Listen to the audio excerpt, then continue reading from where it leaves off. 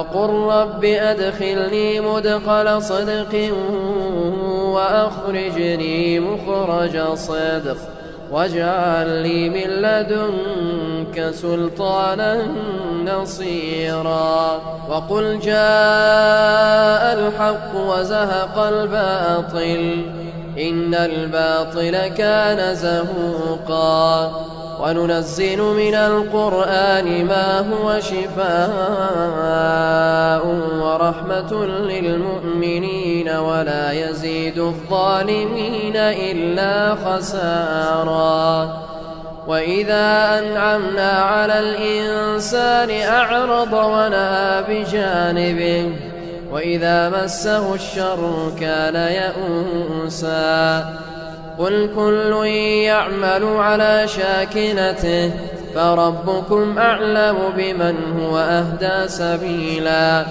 ويسألونك عن الروح قل الروح من أمر ربي وما أوتيتم من العلم إلا قليلا.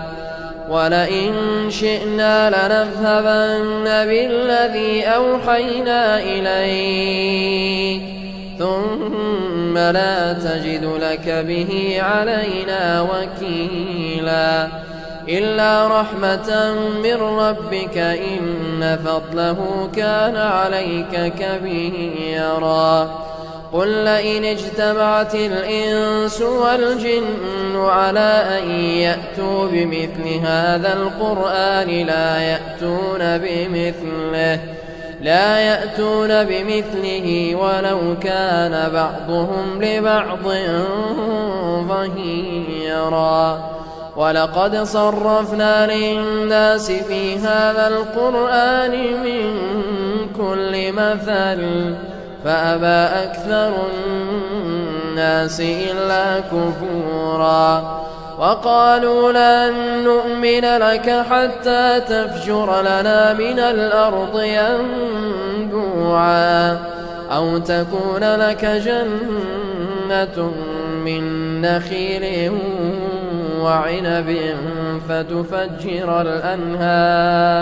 فتفجر الأنهار خلالها تفجيرا أو تسقط السماء كما زعمت علينا كسفا أو تأتي بالله والملائكة قبيلا أو يكون لك بيت من زخرف أو ترقى في السماء ولن نؤمن لرقيك حتى تنزل علينا كتابا نقرأه. قل سبحان ربي هل كنت إلا بشرا رسولا. وما منع الناس أن يؤمنوا إذ جاءهم الهدى إلا أن قالوا أبعث الله بشرا رسولا.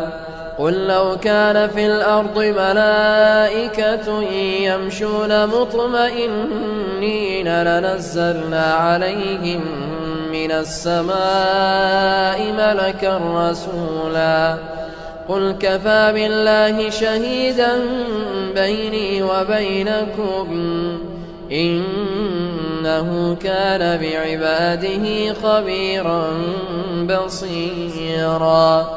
ومن يهد الله فهو المهتد ومن يضلل فلن تجد لهم أولياء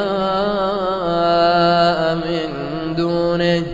ونحشرهم يوم القيامة على وجوههم عميا وبكما وصما مأواهم جهنم كلما خبت زدناهم سعيرا.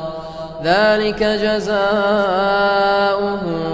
بأنهم كفروا بآياتنا وقالوا أئذا كنا عظاما ورفاتا أئنا لمبعوثون خلقا جديدا. أولم يروا أن الله الذي خلق السماوات والأرض قادر على أن يخلق مثلهم وجعل لهم أجلا لا ريب فيه فأبى الظالمون إلا كفورا قل لو أنتم تملكون خزائن رحمة ربي إذا لأمسكتم خشية الإنفاق وكان الإنسان قتورا ولقد آتينا موسى 9 آيات بينات فاسأل بني إسرائيل إذ جاءهم فقال له فرعون إني لأظنك يا موسى مسحورا قال لقد علمت ما أنزل هؤلاء إلا رب السماوات والأرض بصائر وإني لأظنك يا فرعون مثبورا فأراد أن يستفزهم من الأرض فأغرقناه ومن معه جميعا وقلنا من بعده لبني إسرائيل اسكنوا الأرض فإذا جاء وعد الآخرة جئنا بكم لفيفا وبالحق أنزلناه وبالحق نزل وما أرسلناك إلا مبشرا ونذيرا